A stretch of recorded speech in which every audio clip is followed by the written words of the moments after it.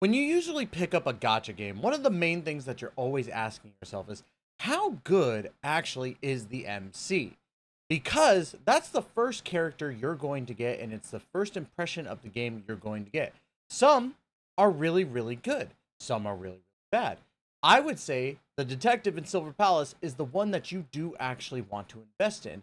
And today we're going to talk about it. But before we get into that, first things first, I want to address some things. Number one, I am not the best when it comes to guides. I do like to go over characters and talk about their abilities and see if they're worth your time and investment, but that doesn't mean that I am the biggest expert in the field. So I'm coming at this as a casual player, not an in-game player. So please understand that while I might say something, it does not mean that I am 100% like professional and beating endgame. As you can see, it's level 6. But I also have played the closed beta test number 1 as well as this closed beta test number 2. And secondly, please remember that all these abilities are subject to change, and they could be changing whether it's stats or whether it's full-fledged abilities in general. So please understand that not everything is going to be what it seems at the end with the final product. Now, with that out the way, let's go ahead and dive into this character, right? And I'm sorry that I keep on going like this. My beard hairs just keeps on going into my mouth. I don't like that. I don't like that. Pulling out my inner Ted Lasso for that. But let's go ahead and dive into these abilities first. First things first, we do have our basic attacks. And I want to go over this because with the detective being a striker DPS, right? It's very important to understand what that entails. It means that you're constantly striking with your normal basic attacks, right? And there's a reason for it. There is an absolute reason for it. So first things first, press the basic attack button to perform a combo of up to 5 hits, dealing gravitas damage. The third hit grants 1 ammunition, and the fifth hit grants 2 ammunition. Meaning for a full cycle of these basic attack hits, you're gaining half of the ammunition you need for your character. What is the ammunition? Well, when you look at this character, right? The character itself will have its own little thing at the bottom. And we're going to go ahead and take a look at that. So as we get to here, right, you can see that on the bottom of the screen, I have, as you can see from the darkness of this little flower thing, 6 bullets. These bullets are used for my main focus of my attacks, right? And that's going to be the skill. So the skill Raven Slayer lets me shoot these little bullets in a 3-time succession, or if I have all 6 as a hold skill. What's really cool about this is that you can gain these by performing your basic attack and doing other subsequent actions with it, right? And there's importance to all of these. So, why is this going to be a, like, I guess the best way to put it is like, why is this such a big deal? Well, the ammunition is going to be mainly used for, you know, getting the skill, obviously, but in tandem, your basic attacks are going to be the most important thing in regards to getting your skill, which seems very like, oh, duh, that makes sense. But at the same time, it's a little bit different than a normal, like, oh, basic attacks generate energy, right? So as you saw, that basic attack was generating the ammunition that you needed to be able to do your skill all the way, right? To actually be able to get that type of skill. Now, of course, there's other ways to gain ammunition. The 5th hit can directly chain into the 3rd hit of Raven Slayer by consuming 1 ammunition and pressing the skill button, which is for that. However, you can gain ammunition upon triggering a perfect dodge. And then you press the basic attack button immediately to unleash the 5th hit of the combo, which gives you 2 ammunition automatically, right? So there's reasons, obviously, to dodge. We know this. Not only that, but before the 3rd hit of Raven Slayer ends, you can press the basic attack button to immediately unleash your charge attack number 2. After dodging or during a dash, you can press the basic button to unleash a pursuit attack. And I believe that also, if I'm not mistaken, does also get ammunition. I could be wrong on that. But there's also the charge attacks too, which also grants you ammunition. If you hold the basic attack button and unleash a flurry of strikes, you're going to deal gravitas damage. But at the level 2, when you hold it for longer, you unleash a flurry of attacks, dealing gravitas damage and granting 1 ammunition, which is, again, very cool because that ties into what we were talking about for the 3rd hit of Raven Slayer. So you do your pop, pop, pop, and then you go into your charged attack, and when you hold it, you gain that 1 ammunition when you have that successful hit. So that's why it's very important to understand why the basic attack for the striker DPS of the detective matches so well with Raven Slayer. Now, we already kind of saw Raven Slayer in action a little bit. The ammunition and fire off of a shot dealing gravitas damage up to 3 times can be fired in a row, accumulating 10, 20, and 30 gravity overdrive. Now, you might be asking yourself, what exactly is gravity overdrive? Well, as you can see with the bullets that we talked about just a little bit ago, you could see that I have a bright purple little bar above my health bar and below my shots. Once you have that, you could hold the Y button, and that unleashes a giant skill that deals massive damage right out the gate. And it's very, very easy to actually accumulate this. One of the ways to do it is actually with your actual press skill button. As you can see, when I do that, I gain a little bit of that actual overdrive. And it's perfect because I could do stuff like this to gain more ammunition. I pop, keep on dodging.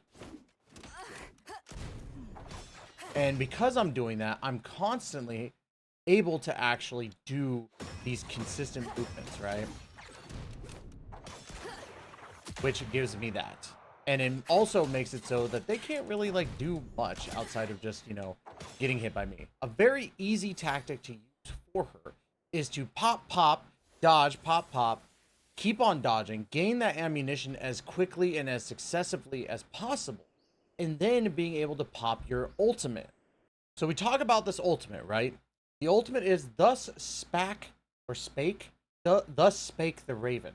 Upon reaching full charge, press the ultimate skill and leap into the air to unleash a powerful attack dealing gravitas damage and creating a gravity field. This gravity field applies time dilation and deals gravitas damage to enemies within lasting 3 seconds. Now, remember how we talked about how this is going to work in coordination with your actual skills, right? So first things first, when you go into battle, your main focus is trying to get that gauge up. Boom, boom, boom. You do that, you're gaining 30 right off of these ammunitions, right? And you do 2 successive things of those, then you're actually getting your full bar. So in this case, what you're going to do, you're going to try and gather the enemies up. You're going to activate your burst or ultimate just like this. It gathers the enemies up, right? And as you see, it kind of damages them. But normally what you want to do is when this goes off, you activate that, right? So we're going to go ahead and try and get this demonstrated properly.